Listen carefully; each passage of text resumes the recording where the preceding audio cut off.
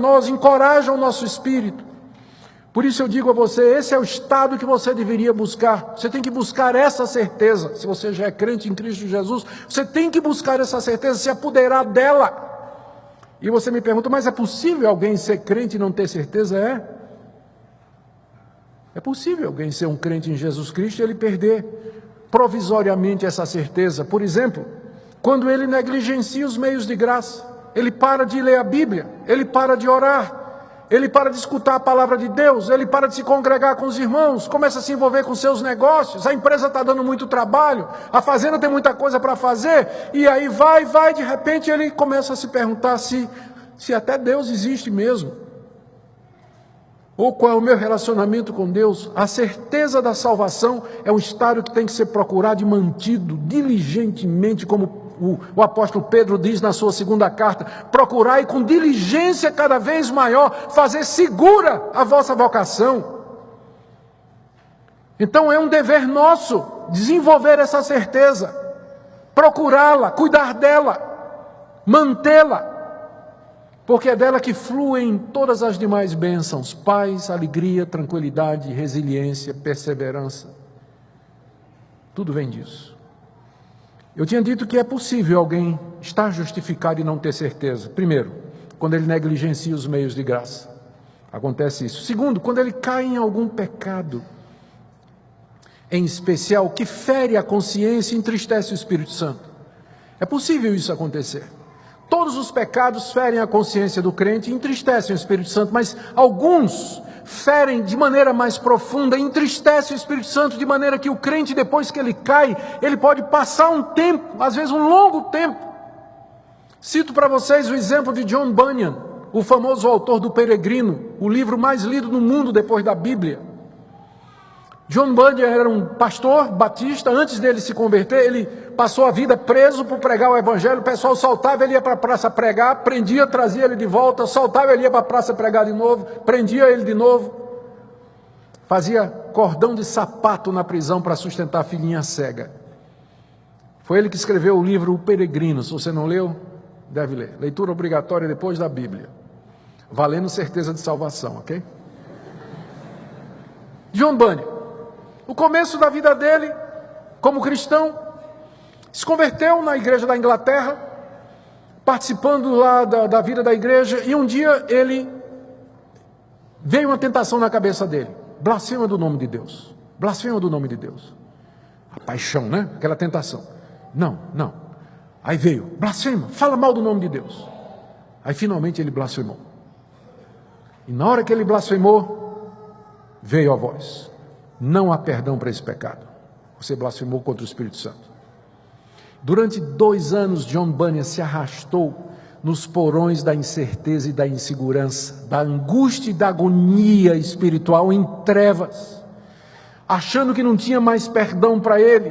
Perdeu toda a certeza da sua salvação, de toda a sua convicção do relacionamento com Deus que ele antes tinha. Durante 2 anos esse homem viveu numa agonia extrema. Se você quiser ver a experiência dele, o livro chama-se Graça Abundante para o Maior dos Pecadores. É o segundo livro dele, depois de O Peregrino, que trata disso, onde ele narra essa experiência em que, quando ele falou, ele blasfemou, entristeceu o Espírito Santo, ele perdeu a certeza durante 2 anos em agonia profunda, até que finalmente a luz da graça de Deus brilhou outra vez, e ele se viu redimido e perdoado, e voltou a esse estado de alegria e de salvação. Um crente, e era crente o tempo todo, não blasfemou contra o Espírito Santo coisa nenhuma, mas ele falou alguma coisa que não devia. Não falou, ele falou alguma coisa que não devia. Isso pode acontecer.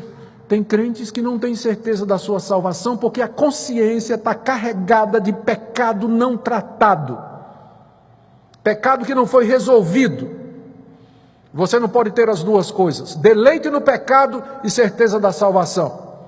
Senão você vai ser igual aquele, eu contei isso domingo passado, mas vou contar de novo, igual aquele Billy Graham. Estava no avião, chegou um passageiro completamente bêbado, sentou ao lado dele, olhou para ele e disse: senhor doutor Billy Graham? Eu não sei imitar bêbado, desculpe.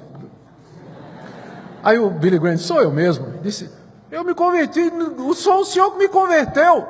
Aí Billy Graham disse, foi mesmo, porque se fosse o Espírito Santo, você não estava assim. Exatamente. Ou você tem o gosto pelo pecado, ou você tem a certeza da salvação, mas você não pode ter as duas coisas. Você não pode ter as duas coisas. E em terceiro lugar, às vezes acontece que Deus tira a luz do seu rosto. Quer um exemplo? Jó, homem temente a Deus, andava nos caminhos de Deus, se preocupava consigo, se preocupava com a sua família. Todo dia buscava a presença do Todo-Poderoso, em seu favor e em favor dos seus. Um dia, Deus tirou, através da ação satânica, tirou todos os confortos de Jó. E Jó entrou num momento de crise. Jó começou a se questionar, Deus, por que o Senhor está fazendo isso comigo? Por que eu caí no teu desfavor? Não cometi nada que te ofendesse.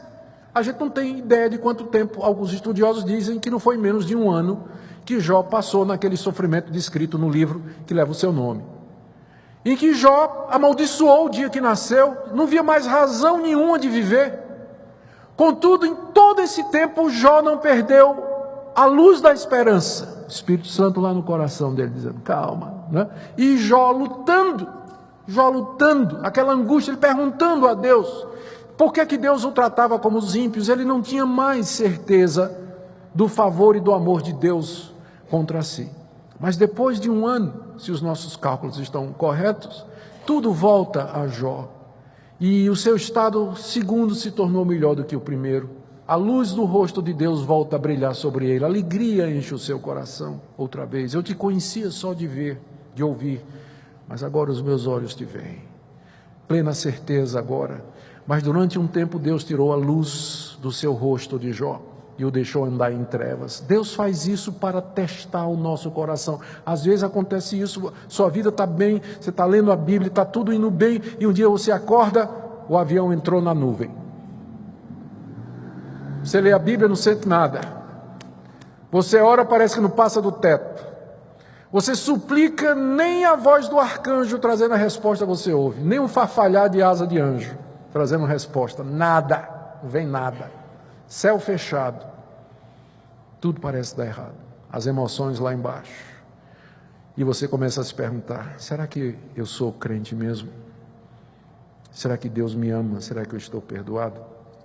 Eu não sei se é esse seu estado nessa noite, mas eu quero dizer a cada um de nós aqui nessa noite, a você particularmente, que está lutando com dúvida, com incerteza, com questionamentos do seu relacionamento com Deus. Só tem um lugar onde você pode olhar para você ter essa certeza, e não é o seu coração.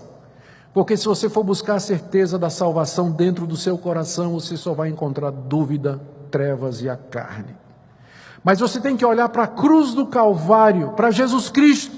É para Ele que você tem que olhar. E você tem que olhar para a sua cabeça pendida, a coroa de espinhos, as mãos furadas, o sangue escorrendo pelos seus pecados.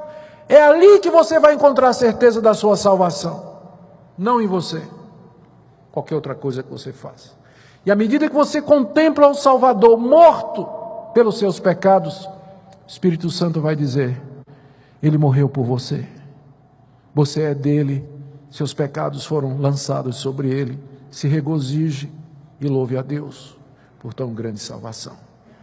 Que nessa noite Deus nos conceda a graça de fazer com que saiamos daqui, nos regozijando em tão grande redenção, sabendo que Ele nos amou incondicionalmente e nos deu o seu Filho, e nos deu, além disso, o seu Espírito como prova, como garantia, que nos guia, que nos leva a orar a Ele, que testifica ao nosso próprio espírito que nós somos filhos dele. Não rejeite esse testemunho, não entristeça o Espírito Santo com seus pecados, mas viva uma vida santa e reta diante de Deus e desfrute da alegria da salvação, do gozo de ser de Deus, que supera toda dor e todo sofrimento aqui e que permanecerá eternidade afora. Oremos.